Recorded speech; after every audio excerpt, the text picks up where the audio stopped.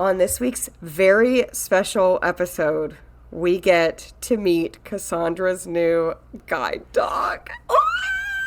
My new guide is sitting right next to me as I'm recording this, and I cannot wait to tell you guys all about them. So stick around.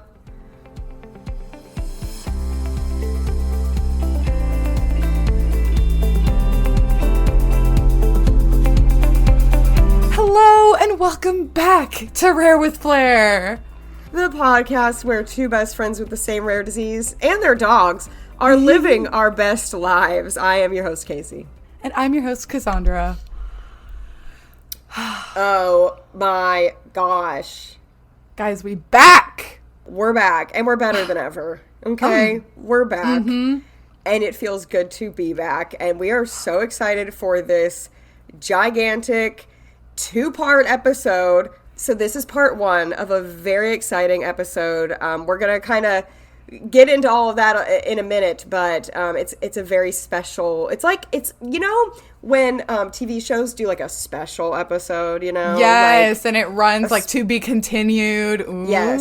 Yeah, a two-parter, like cliffhanger. That is what this is. We won't leave you with too many cliffhangers, though. We will be introducing Cass's dog, but yeah, so exciting. It's going to be great. But before I completely take over this entire extravaganza, Casey, what have you been up to? Well, thank you for asking, Cass. I've not been up to quite as much as you with all you've been up to with your guide dog, although you won't be taking over. I'm excited to be part of this episode because I was following along with Cass the entire way, of course. The entire way. We literally FaceTimed nearly every single day that she was at guide dog training, so I'm excited to share my perspective from like the FaceTime calls and all of that, so that's exciting. But I've been good. Summer is still summering here in Tennessee, very hot, very 95 degrees all the time, but I've gotten to do some fun summer stuff. I went kayaking last weekend. With my bae, my boy bae, you're my female bae. My boyfriend. And that was really great. And, yeah, I've been spending some time with family and friends. We have a lot of summer birthdays in my family, so celebrating a lot of birthdays at the pool.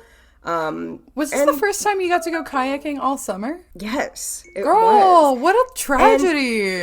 I know. Well, I actually don't love kayaking in the dead of summer. I prefer to do it in September, October, or earlier in the year, like April or May, because it gets so hot. And even though you're on the water, you're not in the water. So it's not the same as swimming where the water is cooling you down. You know, it's like it is hot. It's also mosquito time. So, you know. So it's been great. I don't want to spend too much time on my boring situation, though, because we have always interesting. Always interesting. Listen, we have a lot of fun stuff to get into. And I'm not going to ask you what you've been up to because this whole episode is what you've been up to. Yeah. Unless you have any other random things to say, but not really. Actually, well, so this is exciting because the day that we are, y'all know that we love a number pattern, okay? We love our girl Taylor, and she loves the numerology. So, we're recording this episode like 10 days after I've graduated with my new guide and come home. And the day that this episode releases will be exactly 30 days from when we graduated. Oh, that's really great. I'm so excited. And Taylor Swift is engaged, is another thing we should say. Yes. That's exciting. And the life of a showgirl. Life of a showgirl. A lot has happened since our last pod recording. Our last pod recording was actually on the day that some of her album was being teased, but we didn't even have the name yet. So now we didn't even have the art. Oh my gosh, what a tragedy. Yeah. Wow. We just had nothing basically, but it's here now and it's exciting. All right. Oh my gosh. I am so excited to get into this. Okay, we want to refer you back to, there have been a few different guide dog episodes we have made, and we don't want to repeat ourselves because we have a lot to cover in this episode. We have a lot going on. So we do want, if you have not heard the guide dog episode that we came out with pretty recently. I think it was called A Guide to Guide Dogs. Oh, well, perfect. Yeah, if you have not heard the episode, A Guide to Guide Dogs, episode 123, we highly recommend you go watch that. We cover a lot of the basics, and some of that we will not be covering in this, so you might be a little confused if you haven't heard that one. Mm-hmm. It's more of like how to decide if a guide dog is right for you, what to consider when choosing a school, and like the process of applying to get a guide dog. But at this point, right, so I went to Guide Dogs for the Blind. I went to Guide Dogs for the Blind to get my previous guide, Romana, in 2016. And then I went back to Guide Dogs for the Blind just recently to get my new guide. But, you know, just as a very, very brief refresher, if you're here and you're going to get a new guide dog, whether it's your first or your seventh new dog, you have had to have applied. You have to prove that you're blind, have independent traveling needs, so you don't rely on another human person to know how to get from one place to another. You're both healthy physically and mentally, and you have good orientation and mobility skills to navigate without a dog safely, so that when you have a dog, you can both be safe. And you also want this. You want to have a guide dog. Not everyone is meant for the guide dog life. It comes with a lot attached, but also a dog. So also wanted to like take the opportunity to shout out a couple of GDB's really great programs. This is not sponsored by GDB in any significant way at all. I just really love the school, and so I'm always happy to talk about it. But if you are interested in improving your orientation and mobility skills, they have another really great client program called the Orientation and Mobility Immersion program. And it's really cool. You get to go for a week. I think sometimes they can also do in-home as well, but you can also travel to one of their campuses and have good orientation and mobility training, which is really awesome. And if you're blind and you want a dog, but maybe don't have independent traveling needs and you just kind of want a friend, they also have the Canine Buddy program, which is super cool. And I feel like I learned way more about when I was in class recently. But like, say you're older, or maybe your health isn't the best to work a dog super consistently, you can just have a friend. And it's one of their dogs that has been career changed, and it's still a really amazing dog. And they also receive all of the great support that GDB handlers of working guide dogs get too. But they're not service dogs. Awesome. They're just dogs. Yeah, that's awesome. Very nice. I think Rupert can tell that this episode is about dogs, and we're not talking enough about him because he's being very needy and like crying next to me, which he doesn't often do while we record. So I think he's like, y'all are talking about dogs. He's still part of this. I wanted to mention him to like tell all the listeners he is still alive and well. I just haven't mentioned him in a while.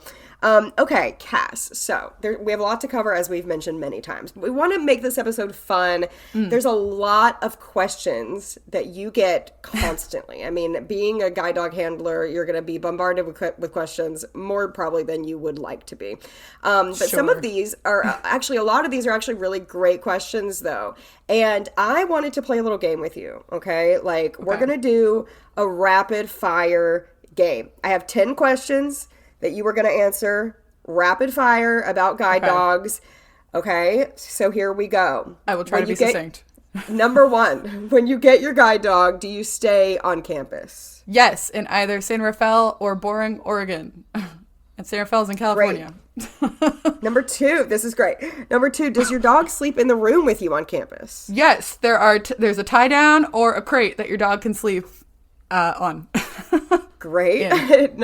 Number 3, in, on, around, above.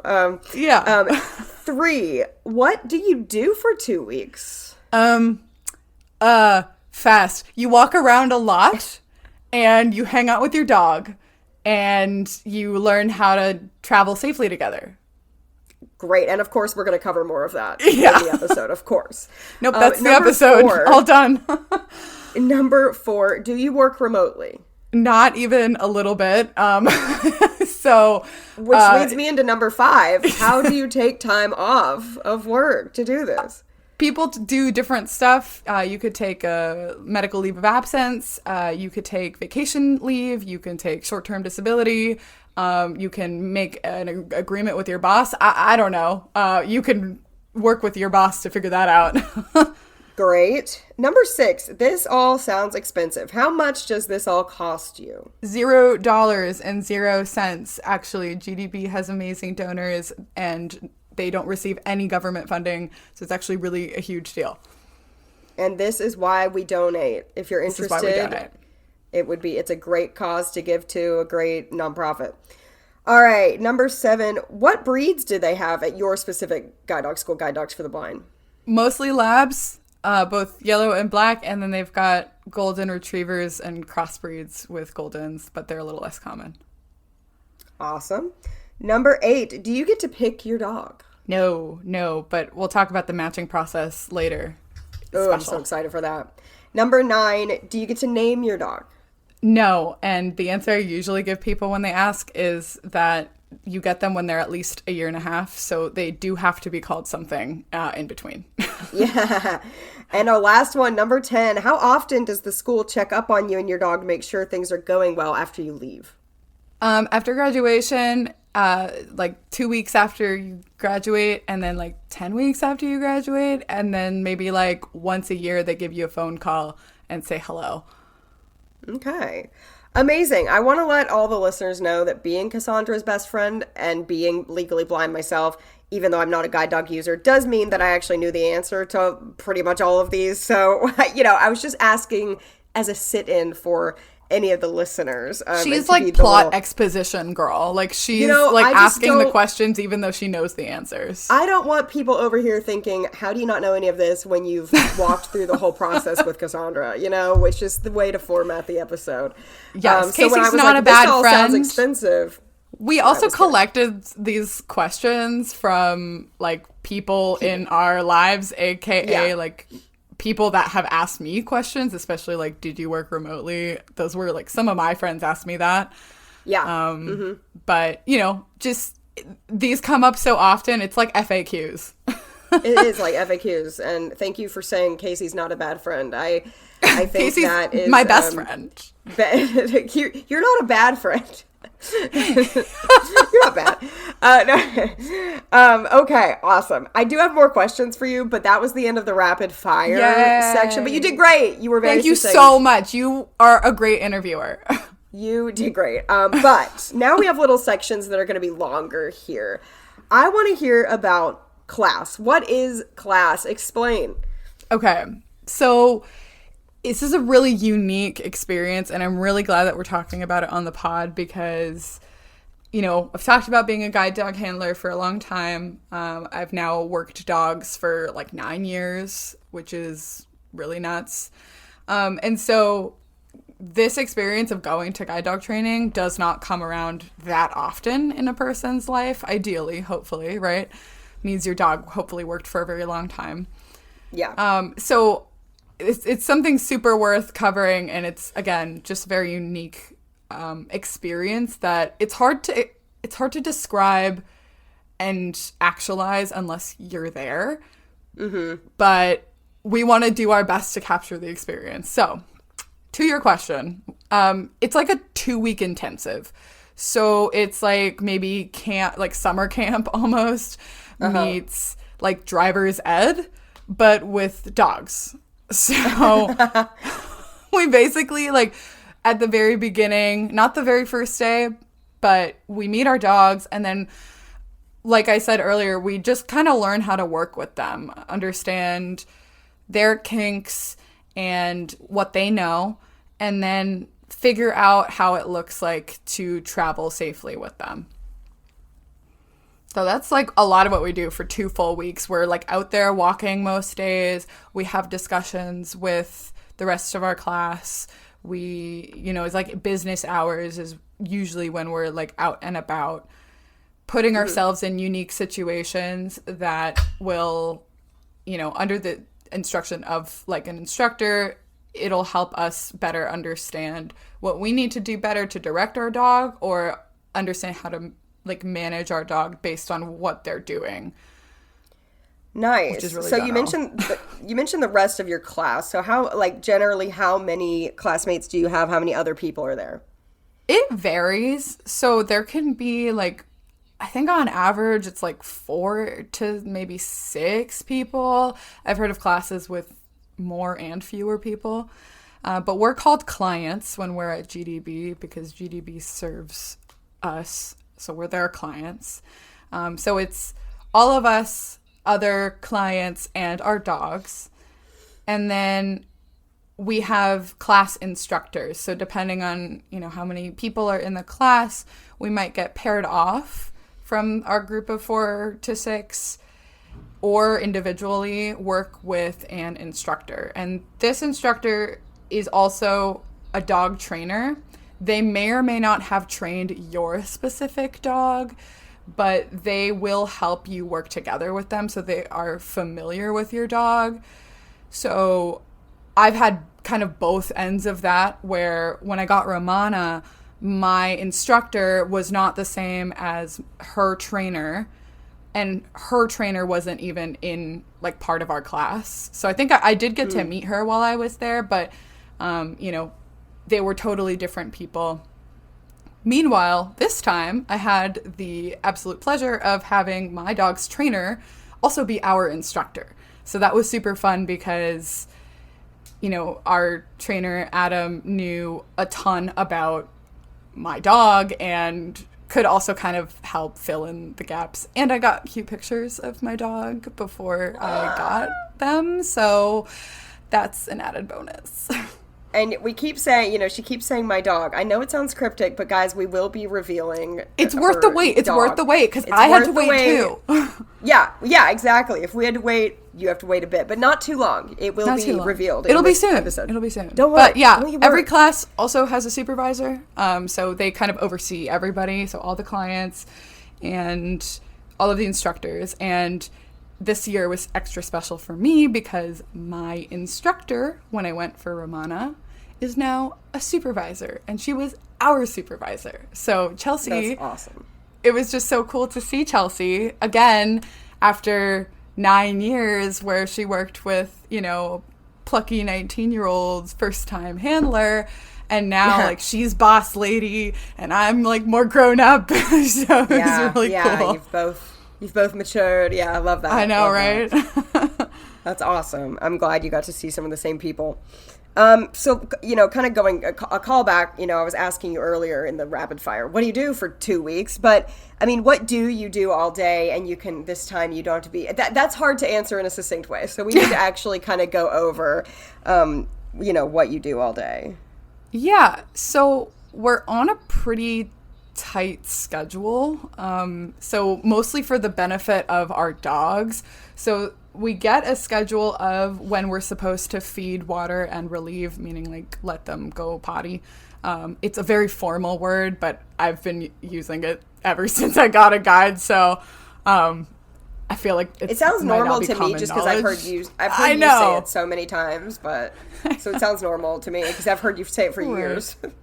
I know, right? Yeah. So feeding, watering, relieving, but then around those times during the day, you're mostly out working with your dog, and we'll have discussions as a class with the instructors.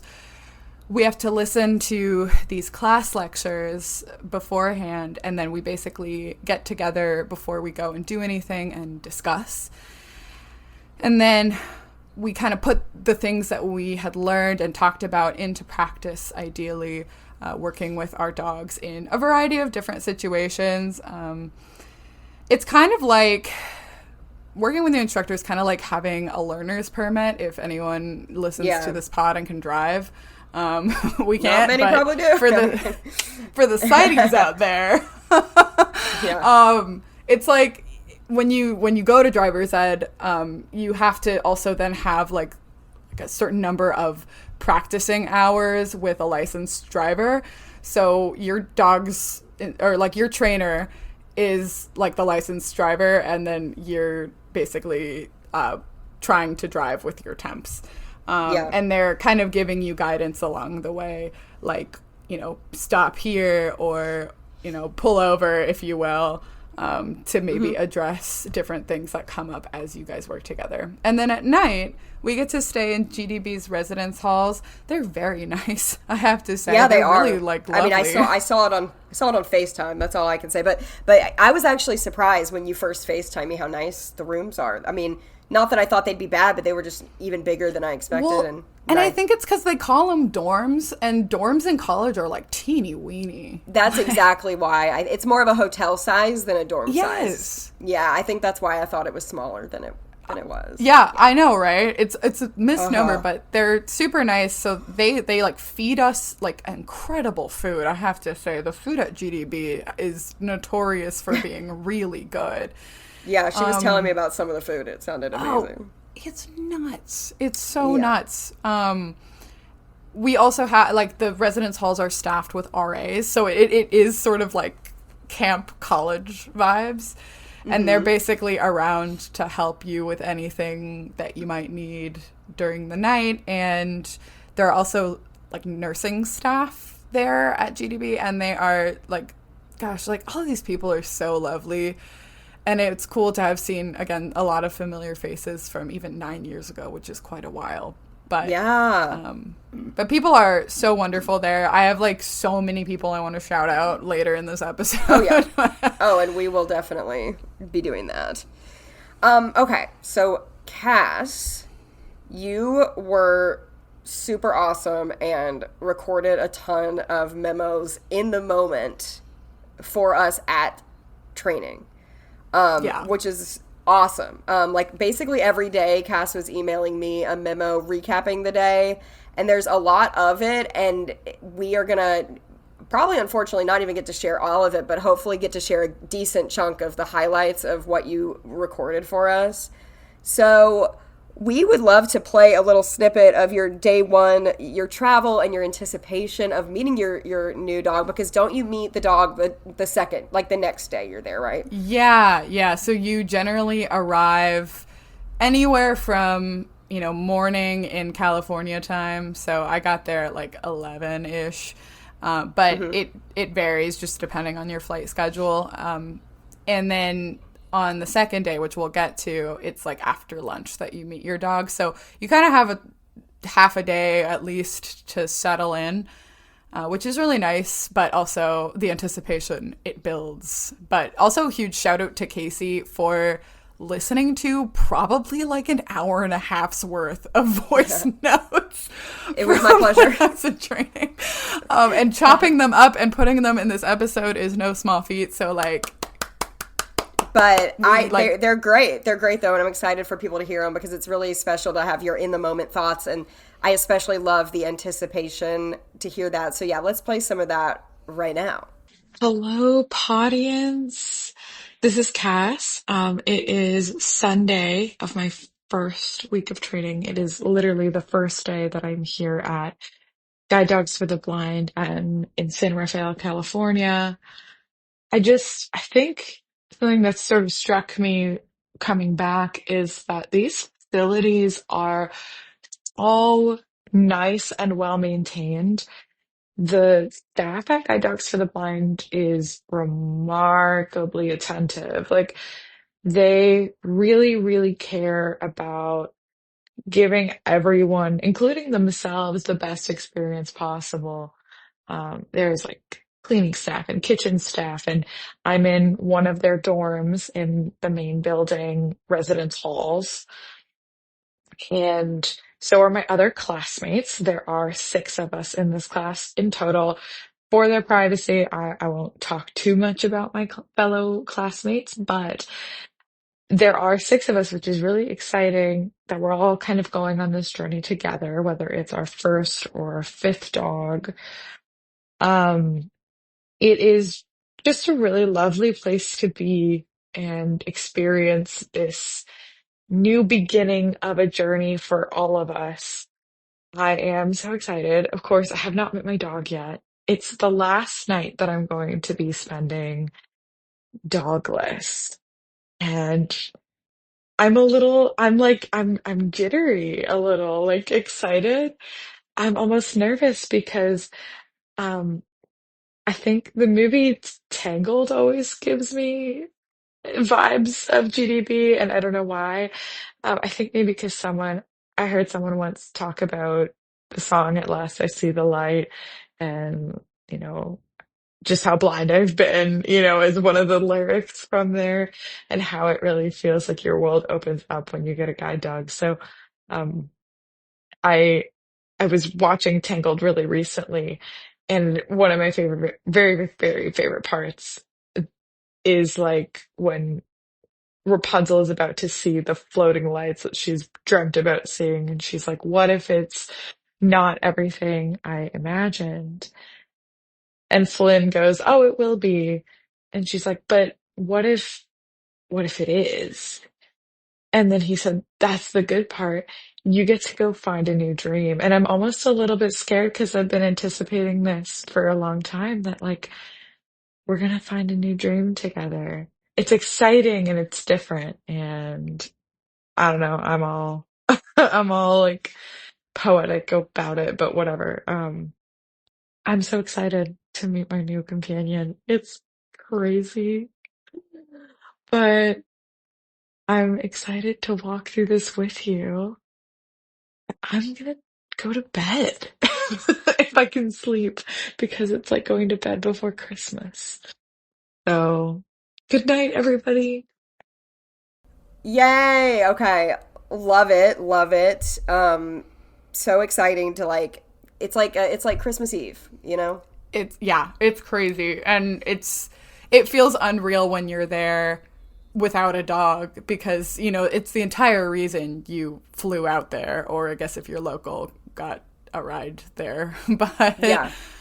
it's just really wild, and you get to meet your classmates that night, and that's exciting, and you really get to know these people so well. And I'm not going to share too much about our classmates, just to maintain their own privacy, but they were super Yeah. super lovely, and pretty much everyone was a returning handler.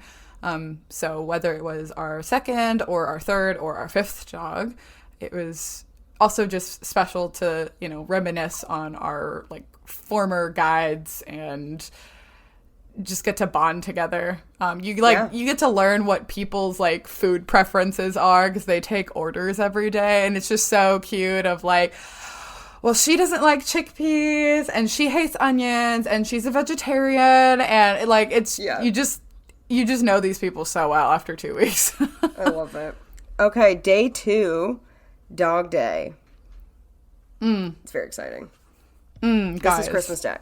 It's Christmas, but we have to quell our excitement because it's after lunch that we meet our dogs. So, we Oh wake gosh. up and we're like, ugh. So we have to kind of take that all and just smile and swallow it, because it's a lot. But we do stuff in the morning. We meet our instructional staff, our instructors that will be working with us for the 2 weeks, and our supervisor. We kind of do a little bit of an obedience review without dogs. So a lot of what we do is Juno, which I've talked about in previous guide dog related episodes, but Juno is basically just a training tool. It can be anything, but it's like a fake dog. Sometimes it's a fake model of a dog. Sometimes, like in this case of doing obedience, it's like a little rolled up rug with a collar around it. Sometimes it's an empty harness. It's a teaching tool to allow us to practice things in a controlled environment without, having a whole dog involved. So we did a little bit of Juno obedience, and after we had lunch, we had this transition meeting with the psychosocial support specialist. It's a lot of S's. Guide dogs. And he's super great. He basically has this transitions call with everyone in the class. And it's just talking about the transition of having a guide dog again, whether it was your first dog or not. It's still like a huge major life change that we're about to go on. But it's really cute because we all chatted about what that looks like, but he kind of gave this disclaimer of like, yeah, 15 minutes prior to the end of this meeting, everyone's brain shuts off and just says, puppy. Yeah, I'm sure. I mean, and that brings us into the reveal. Like, we've got to talk about the reveal. What is the reveal like? Give us every detail. I mean, my gosh. Okay. You can. So, things change all the time, and I kind of love that. There's a lot that was very similar to when I had gotten Romana, and honestly, it's such a blur, which is part of why I'm really glad that we're doing an episode like this, because a lot of even getting Romana was such a blur. But I remember, so it was different when I went and got her in 2016. All of us clients were in a room, and they basically kind of rattled down the list, and they would be like, Casey, your guide dog is Rupert. He's going to be, he's going to be a male, let's call him a yellow lab for now. And, him and not he yellow is, lab. I know, him Bashan. But he's like, 24 inches tall, and he weighs 60 pounds. Something like that. And they went through the whole list, and none of us had our dogs. And then they took us all back to our rooms, and they'd like knock on the door, and someone would be like, here's Romana. And then we, like, sitting on the edge of my bed, I like met Romana for the first time. Mm-hmm. And it was obviously super special and magical. This time it was different in, I think, a better way. I actually liked it this way. So we didn't actually do any of the like running through the list stuff, but our instructors kind of individually told us like, hey, we will like knock on your front door to let you know that like the front door kind of leads out into the hallway of the residence hall. And then we have a back door that leads out into the patio, which has places for dogs to relieve and like fenced in paddocks, which are just basically like little fenced in areas where the dogs can run and play. So trainer was like, hey, what's up? I'm gonna like knock on your front door so that you can walk out to the back and you'll meet your dog on the patio, which was cute. I liked being outside. Yeah. So some of our classmates actually had some details about their dogs already. Some of them maybe knew like the color or the sex of their dog. One of our classmates actually had previously met her dog because of like potential health complications. So like it varies, but I was like, pardon the pun, like totally flying blind, right? Okay. Yeah. I knew I liked it that way. I knew nothing about my new dog, and I was like ready for just the big reveal. Yep. So I'm like headed to my room, and Adam, my instructor, goes, hey, what color booties do you want for your dog? And I was like, oh, I don't know. I mean, Romana had 2 different sizes because sometimes dogs' front feet and back feet are different sizes. So I had 2 different colors to be able to know which ones went on her front and back feet.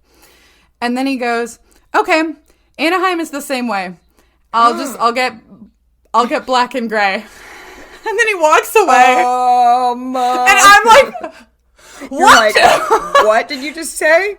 I feel like the world stopped. I think our listeners' world stopped just now. I know he's listening listening to this episode. I don't know if he did this on purpose, but my brain like stopped functioning. Because we have to let the listeners know that on the Guide Dogs for the Blind website, there are pup dates, which are updates about the puppies that Cassandra and I both stalked. And so Cassandra kind of knew of all of the dogs. So when she heard the name, she was like racking her brain of which dog is this, right? So I'm like in a daze. I go back to my room and then I'm like, oh shoot, I have to put like kibbles in the bait bag so that, I have food rewards for my new dog. And all my brain kept saying is Anaheim, Anaheim, Anaheim. Oh my gosh, that was a boy. I remember that was a boy because I saw his page and I was like, I can't call him Annie because he's a boy.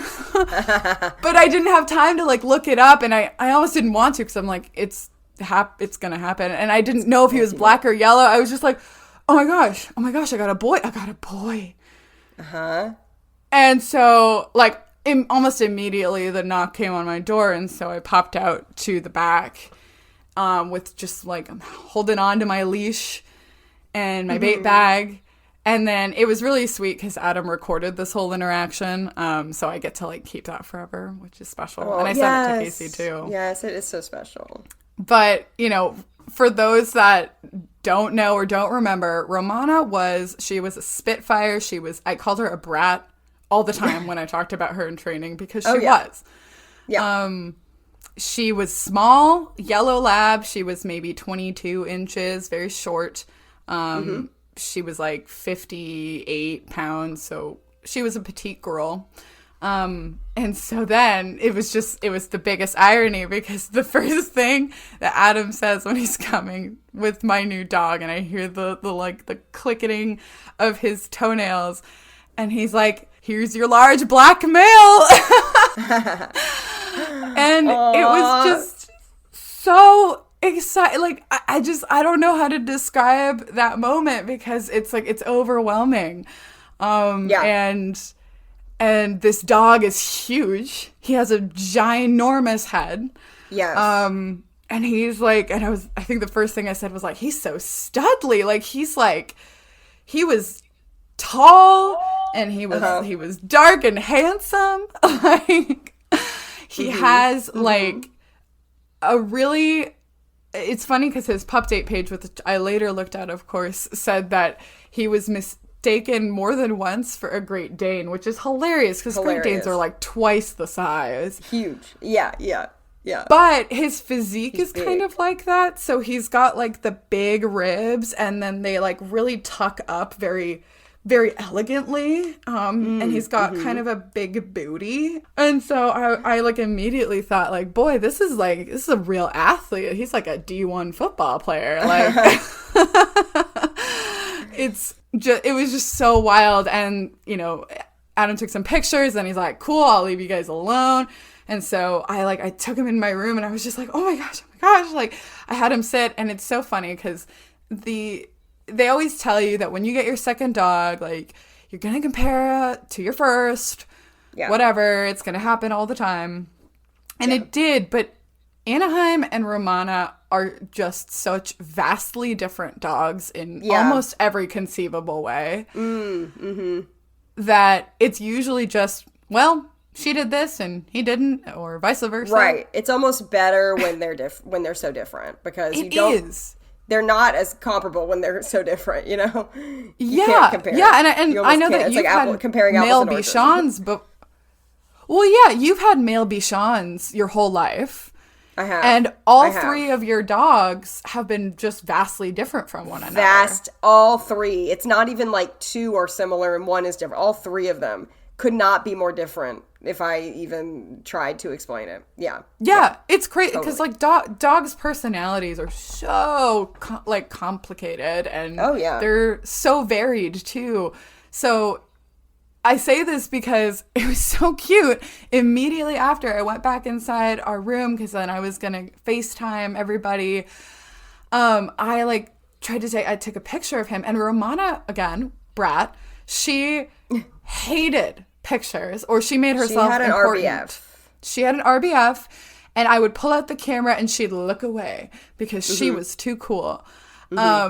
Anaheim posed with a head tilt, and I was like, oh sir, we are gonna have fun if you like to pose.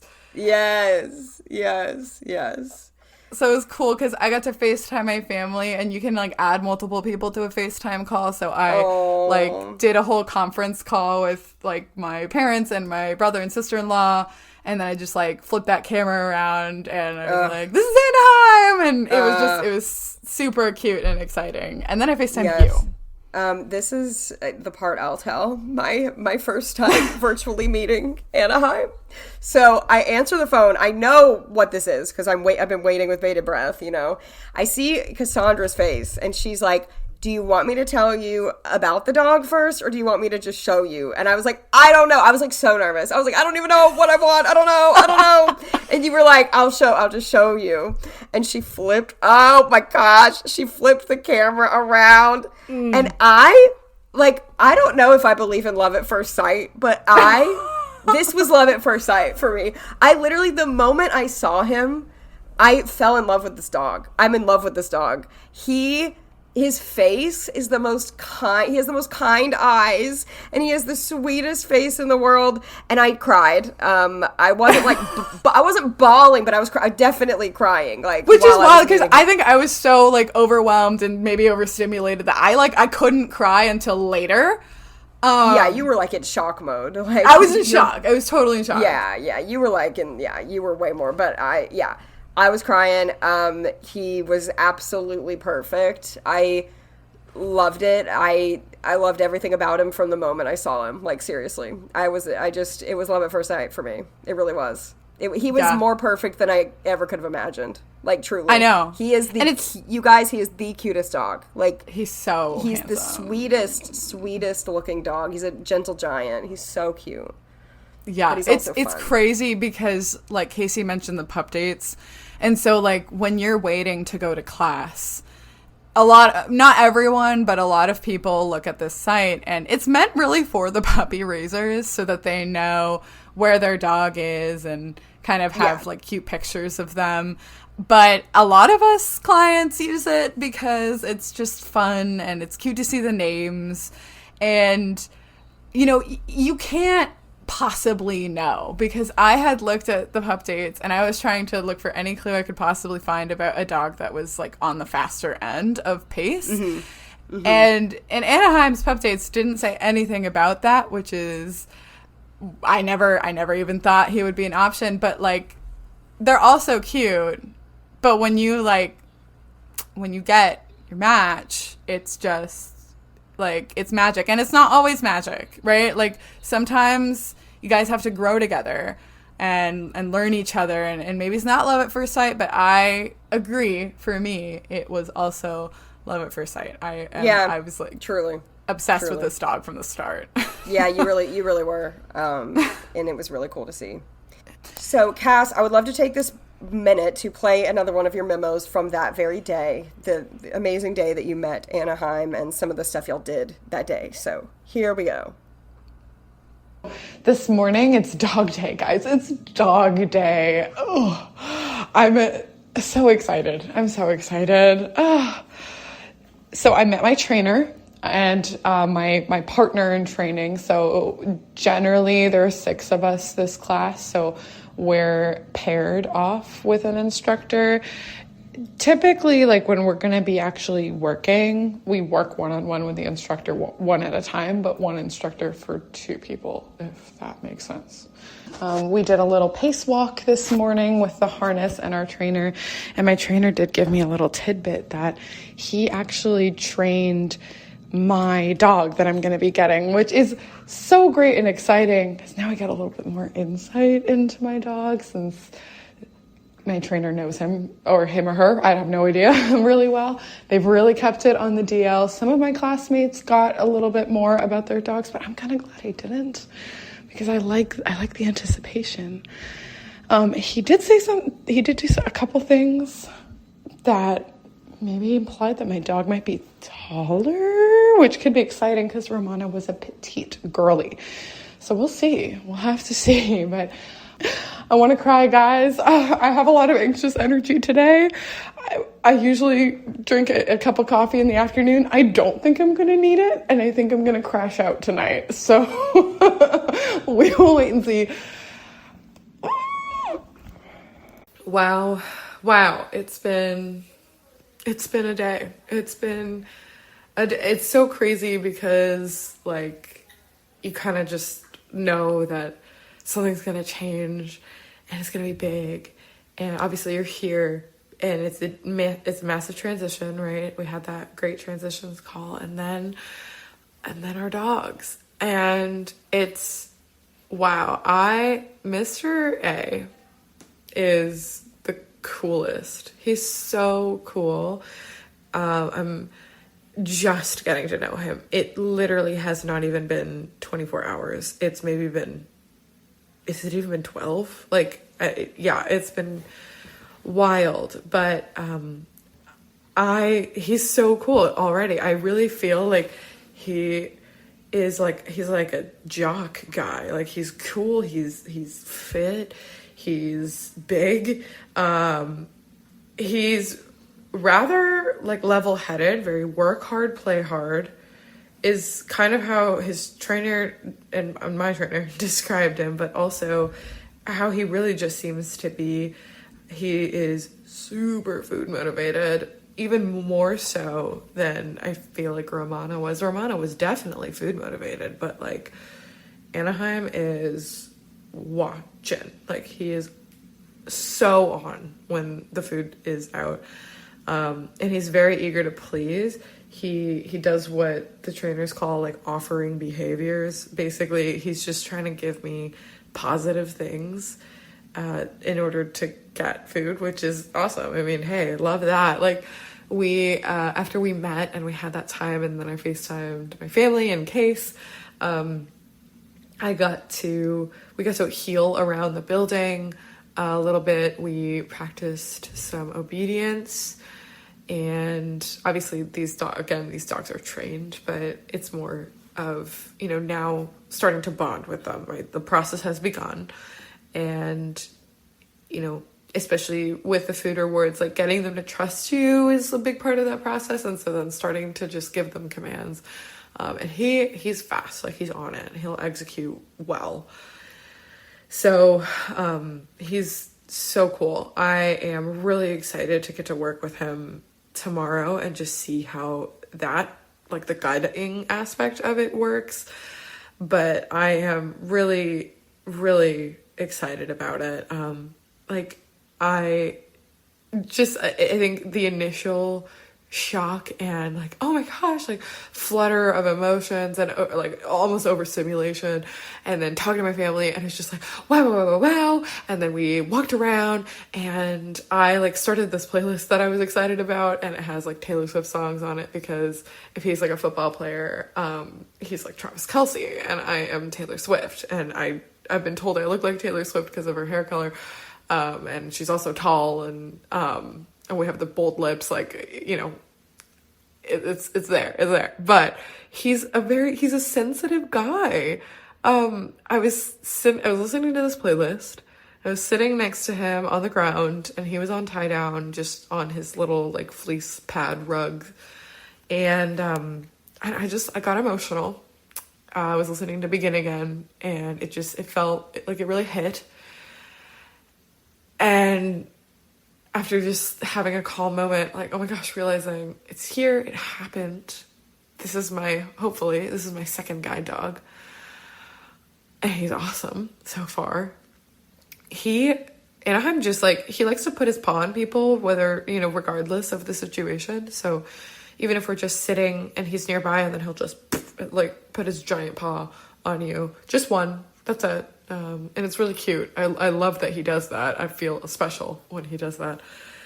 But he immediately, as I was like having an emotional moment next to him, he just like put his paw right on me, and he gave me this look of like, are you okay? Like, and it was like, oh, what a sensitive man. We love sensitivity in our men, and Anaheim is sensitive. But he's cool. He's cool about it. I think my trainer told me that a lot of the dogs in our class are friends. So I'm kind of joking that this is like the brat pack, like we got a clique. And also Anaheim's bestie is in our class. They were roommates, and now they're both in class together, which is so fun. Very college. And they're all, like, his roommate was also a big black boy. So it's just really cute. And his roommate is way more goofy than Anaheim. Anaheim is a little bit more composed, which I really like. Personally, like, he's not aloof, but he is a little bit more, just together, which, I kind of decided on his voice, like, yeah, I'm Anaheim, like, cool guy. He did also bark for me, which was like a surprise, because Romana hardly was vocal. And these dogs are trained to not be super mouthy, obviously, but I don't know. I was just like, whoa! he's got things to say, and I love it. I think he's the coolest. I think he's just awesome, and he's massive. And I like see him in his like giant black blob shape on the white fleece, and I'm just like, dude, you're awesome. So I'm just super excited. I'm excited to work together. That was so good. So good. So I want to know more information on how matches actually get made. Yeah, and I think it's such a good question because it really is so unique to the person and the dog that it feels magical when it really, really works out well. There's a huge combination of different factors that go into play. So, of course, you can have preferences. Some of those preferences could be superficial in the sense of like looks, sex, whatever. I want a tall dog. I want a yellow dog. I want whatever. Or like my preference was pace. And so when I'm walking by myself, I've got like places to go and people to see, and I'm not waiting around. And you're a fast walker too, especially because you're like half a foot shorter than me.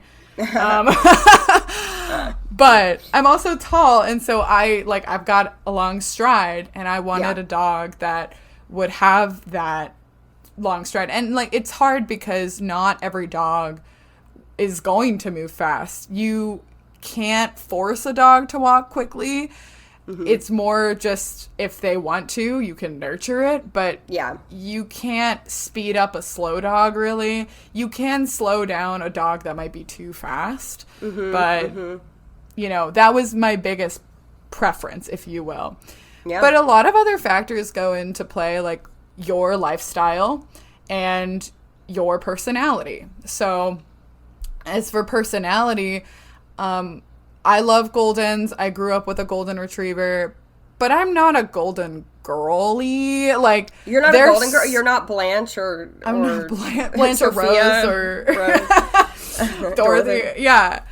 So yeah, like Goldens are just so happy. They're a little chaotic. They've got lots of hair, and they have their following. But they have such a smiley face. Yeah, they're so cute. They're so cute. They're smiley. But when I'm working a dog, I need a dog that isn't gonna be like that openly effusive with their emotions, because it really just encourages the general public to just work with you and want every piece of you and your dog, which is a benefit to some people, but I find a little bit more of a hindrance. They're more approachable, which is maybe not good or bad, right? Depending on what you want. Depending on what, exactly. Lifestyle. I have a really active lifestyle. I walk a lot and I travel often, like maybe once a month. And I needed a dog that was like ready to work and good to go. Maybe higher energy. I was willing to take that, but, you know, could settle well when I'm sitting at work for hours on Zoom calls, right? Yeah. And that's like a very specific blend of things. So Anaheim is truly the perfect blend of all of those things. Like he's fast. He can settle pretty well. He loves to work. He really takes a lot of pride in his work. And so, and he's confident about it. He's not super distractible, which is really impressive to me. Of course, he's a dog, so, you know, he's not a robot. But he's a perfect match for my lifestyle and my needs at this stage of my life. But not every person is the same, right? Like there might be, say, an older client, and maybe they're independent travelers, but maybe they don't travel that many places. They go to the same couple places, maybe every other day, every day. They're not fast walkers. They don't need a dog that is always like super ready to work. And so a dog like Anaheim, for someone like that, would be kind of more of a burden to them. Yeah. And so there are dogs that are, you know, on the slower end or on, you know, not necessarily as intense or I'm trying to think of like, there was a specific phrase that pops into my brain and now I like totally lost it. But thrives on routine, right? So like if you've got exactly the same routine like pretty much every day of your life, like that dog, golden. Yeah. My routine, similar day to day, but when we travel, not similar. So, you know, it really varies, but every dog is so different, and it's cool because like they take Guide Dogs for the Blind takes pretty extensive notes on us. So in all of the application process that I had talked about in our previous episode, and every time you interact with GDB, they're like writing it down, right? So they have a really good sense, hopefully, of who you are. And all of that gets distilled, and these instructors / dog trainers, like they know these dogs super well, and they can learn a lot about what you're like, at least on paper, and try to make the best match that they can given the dogs that are available. So it's actually really cool and very scientific, but yeah. That's awesome. I know there's so much more we want to know about jumping into training, about graduation, about all of that fun stuff, more about your trainers and people you want to shout out. There's a lot. And we have a lot more memos. We have a lot more memos to cover too. And we're going to have to do a part 2, like we said at the beginning. So this is the end of part 1. We hope you enjoyed it. We're so glad we got to like actually officially announce Anaheim in this part of part 1. And now in part 2, we can dive into what training was actually like with him. And it's going to be so exciting. So we're back from hiatus. We're on our regular schedule now. So just stick around for next time for part 2. But yeah. And we'll see you again for the rest of this episode in 2 weeks. Hey everyone, Editing Casey here to let you know, even though you just heard Cass say we will be back in 2 weeks, actually we are going to be back next week. Since this is a special 2-part episode, we're just going to go ahead and release part 2 next week on Tuesday, October 7th, which actually happens to be Rupert's birthday. So very exciting stuff. It's good for a dog episode, right? Am I right? And then we will be returning back to our regular schedule. Just wanted to let everyone know that. Be looking out for part 2 next week. Bye!